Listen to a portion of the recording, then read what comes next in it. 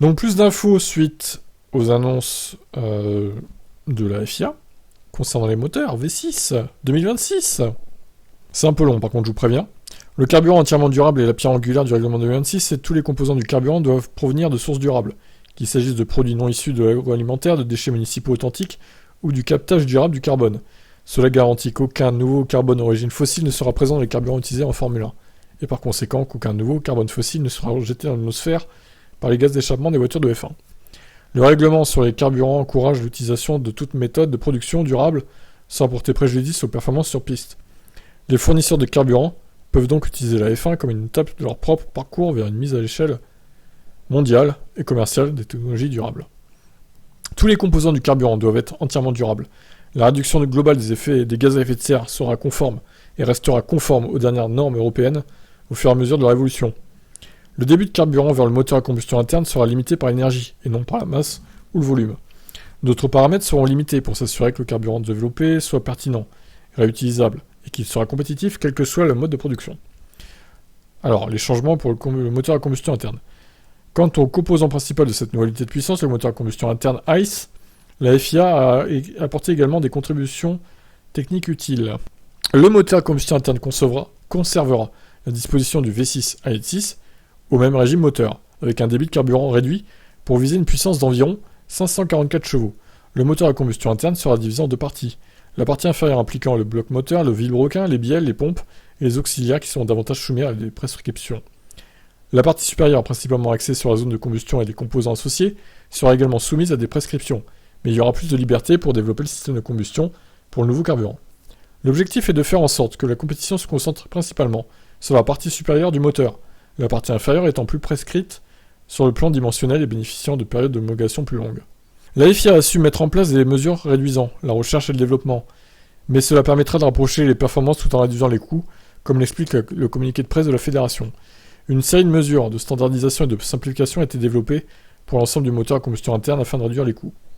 Le MGUH sera supprimé, les trompettes d'admission et leur système d'actionnement et de contrôle seront supprimés.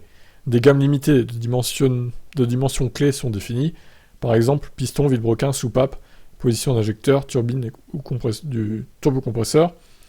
Les volumes globaux de l'égalité des éléments de l'unité de puissance sont désormais définis avec plus de précision. C'est très technique, hein, évidemment, bon, mais c'est intéressant. Les limitations des matériaux ont été étendues pour exclure de nombreuses options à coût élevé. Extension de la normalisation de composants ou de leurs caractéristiques, de conception, injecteur, détecteur de cliquetis, powerbox, capteur de couple température-pression. Le périmètre de fourniture a été étendu afin que les pièces telles que les systèmes d'échappement et les accessoires soient conçus pour une durée de vie complète de l'unité de puissance, ce qui permet de réaliser des économies importantes sur une saison. Un calendrier pour soumission d'évolution et d'homologation a été défini pour contrôler le développement et les changements de spécification entre les années. Pour compenser la disparition du MGUH, la FIA détaille également les changements notables pour le système d'ERS. La puissance de l'ERS sera portée à 475 chevaux.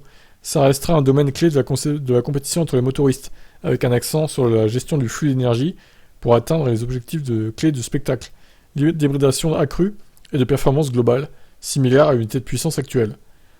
Il y a vraiment de la perf à trouver là, hein. 475 chevaux. Est-ce que tous les motoristes arriveront à avoir direct 475 chevaux? Je ne sais pas. Le positionnement des composants clés est plus restrictif dans le règlement 2026 afin de ne pas verrouiller les avantages ou les inconvénients long terme. Une gamme de volumes de référence a été définie dans laquelle chaque élément d'unité de puissance doit se situer. Les réglementations viseront à accroître la pertinence pour les voitures de route des cellules de batterie, de l'électronique et du MGUK. Les cellules de batterie seront un domaine de développement, mais leur fourniture sera assortie de dispositions de non-exclusivité afin de contenir une éventuelle escalade des coûts.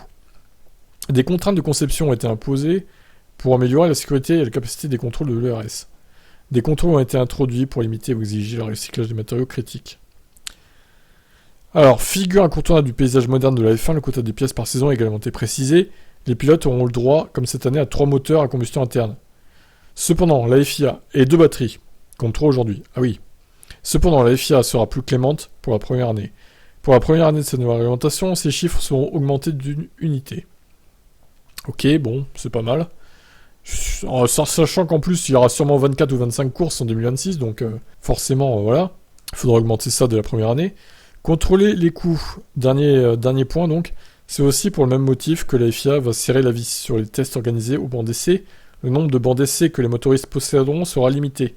Ainsi, les constructeurs auront droit à avoir 3 bancs d'essai de cylindres uniques qui servent aux tests préliminaires de la technologie. Ceux-ci sont déjà en action chez certains motoristes pour le règlement 2026. Les bancs d'essai d'unité de puissance seront limités à 3. Il n'y aura qu'un banc d'essai moteur et qu'un banc d'essai pour la voiture complète. Enfin, chaque motoriste pourra avoir 2 bancs d'essai de RS. En termes d'heures par an, la barre se réduira, passant de 700 heures par an en 2026 à 400 par la suite, pour le moteur à combustion interne. C'est tout de même plus que le quota actuel, 300. Pour le RS, le quota maximal sera de 500 heures en 2027, pour aller vers 400 à partir de 2028 jusqu'en 2030. Ouf, eh ben, que de changements. Donc voilà, en gros, le moteur à combustion interne va diminuer au profit de l'électrique qui va tripler sa puissance par rapport à cette année, donc on verra ce que ça donne. Hein. Est-ce qu'un motoriste va encore éclater tout le monde comme Mercedes l'a fait en 2014 pendant de nombreuses années? Est-ce que Porsche va éclater tout le monde? Ça voudrait dire que si Porsche éclate tout le monde avec leur arrivée directement, eh ben Red Bull va éclater tout le monde directement aussi, vu qu'ils seront associés à Red Bull. Ça serait pas très drôle pour l'intérêt de la saison. Bon, je vous laisse commenter. Ciao.